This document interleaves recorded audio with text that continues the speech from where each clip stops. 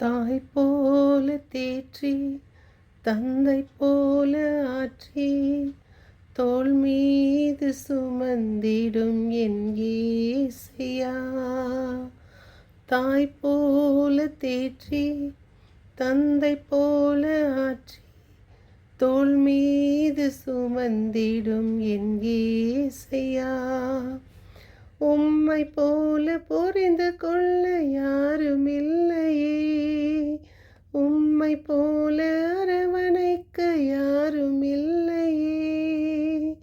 நீ போதும் என் வாழ்விலே ஏசையா, நீ போதும் என் வாழ்விலே.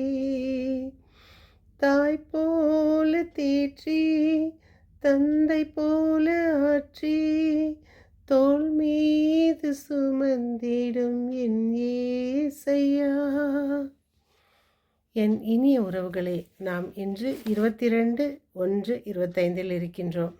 நாம் தினம் தூய ஆவியானவரின் துணையோடும் அன்னையின் அன்புடனும் நாம் தொடர்ந்து வாசித்து கொண்டு வருகிற சங்கீத தொடர்ச்சி 69, 10, 11, 12. இன்றைய வாசகம் 7:1, 3, 15, 17. சகோதர சகோதரிகளே, மெல்கிசதேக்கு சாலேம் நகரின் அரசர், உன்னத கடவுளின் குரு. அபிரகாம் அரசர்களை முறியடித்து திரும்பிய பொழுது அவரை எதிர்கொண்டு போய் அவருக்கு ஆசி அளித்தார். இன்றைய தூய நற்செய்தியில் மார்க் 3:1-6. இயேசு தொழுகை கூடத்திற்குள் சென்றார். அங்கு கை சும்பியவர் ஒருவர் இருந்தார். சிலர் இயேசுவின் மீது குற்றம் சுமத்தும் நோக்கோடு இருந்தனர். ஓய்வு நாளில் அவர் அவரை குணப்படுத்துவாரா என்று கூர்ந்து கவனித்து கொண்டே இருந்தனர். இயேசு கை சும்பியவரை நோக்கி, எழுந்து நடுவே நில்லும் என்றார். பின் ஓய்வு நாளில் செய்யக்கூடாததை செய்ததாக பரிசேயர்கள் அவரிடம் கேள்வி கேட்பதும், அவர் அதற்கு பதில், தீமை செய்வதா உயிரை காப்பதா? ஓய்வு நாள் எதற்காக? மானிட மகனுக்காக. ஓய்வு நாள் மானிட மகனுக்கு கட்டுப்பட்டதே என்றார். இயேசுவை எப்படி ஒழிக்கலாம் என்று அவர்கள் சூழ்ச்சியோடு அவரை தேடிக்கொண்டிருந்தனர். அதான், எப்படியாவது ஒழிக்கலாம் என்ற அந்த வார்த்தை சில சமயங்களில் நமக்குள் இருக்கும்.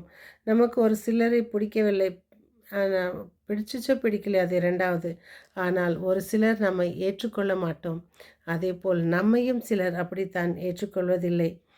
அதேபோல் நாம் இயேசு அறிவித்த ஒவ்வொரு நற்செய்தியும் நம் வாழ்க்கையில் நமக்கு பாடமாக அமைந்தது. அவர்களை கேட்டதும், அவர்கள் கதிர்களை தின்னும் பொழுது அவர்களுக்கு பதில் உரைத்ததும், இதுபோல் பல நிகழ்வுகளை நாம் தினம் வாசித்து கொண்டு வருகிறோம். இவ்வுலகில் வாழும் ஒவ்வொரு மனிதனையும், குறிப்பாக யூத சமுதாயத்திற்கு வெறுக்கப்பட்ட ஏழைகள், வறியவர்கள், தொழுநோயாளர்கள், உடல் நலம் குன்றியவர்கள், பாவிகள், அன்பு செய்து அவர்களோடு தோழமை கொண்டு வாழ்ந்தவர்தான் இயேசு. பொது இடங்களில் அவர்கள் வருவதற்கு அனுமதி மறுக்கப்பட்டது.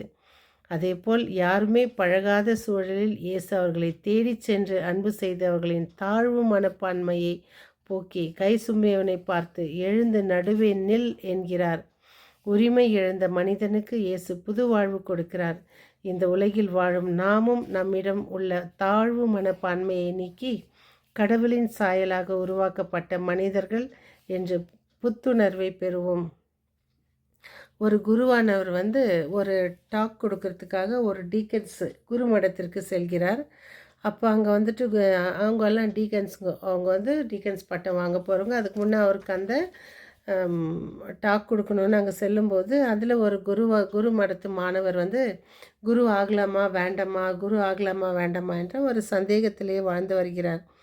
அப்பொழுது அவர் அன்று இரவு ஜெபித்து விட்டு சொல்கிறார், கடவுளே, இன்னைக்கு வர குரு என்னுடைய பெயரை சொல்லி அவர் எனக்கு போதித்தால் நான் இந்த குரு மடத்தில் நின்று விடுகிறேன், இல்லை என்றால் நான் எல்லாம் பேக் செய்து என்னுடைய வீட்டிற்கு செல்கிறேன் என்று. குருவும் அங்கே செல்கிறார். ஆரம்பம் நன்றாக தொடங்குகின்றது. ஆகவே அந்த குருவானவர் அங்கு சொல்கிறார், மோசேயை அழைத்த கடவுள் உங்களையும் அழைப்பார். தொடக்க நூலிலிருந்து அவர் சொல்வது, தொடக்க நூல் 1:8. கடவுளிடம் ஆசிர்வாதம். கடவுளுக்கு ஆசி வழங்கி அவர்களுக்கு ஆசி வழங்கி பலுகி பெருகி மண்ணுலகை நிரப்புங்கள்.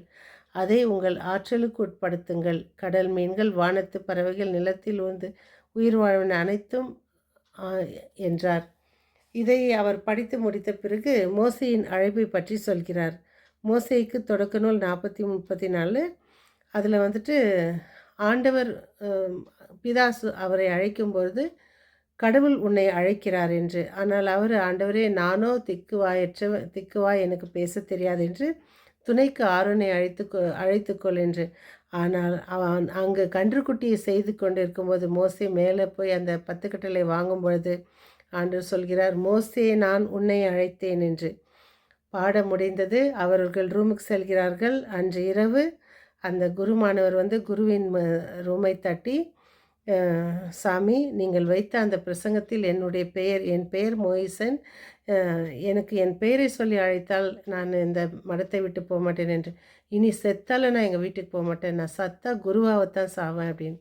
இதுதான் இறைவனுடைய அழைப்பும் வார்த்தைகளும் நம்மை பலப்படுத்தும். அன்பிறைவா, இந்த வார்த்தைகளினால் எங்கள் எலும்புகளுக்கு நல்ல உணர்வூட்டியதற்காக உமக்கு நன்றி செலுத்துகிறோம். இதோ மீண்டும் சந்திக்கும் வரை உங்கள் அன்பு தோழி.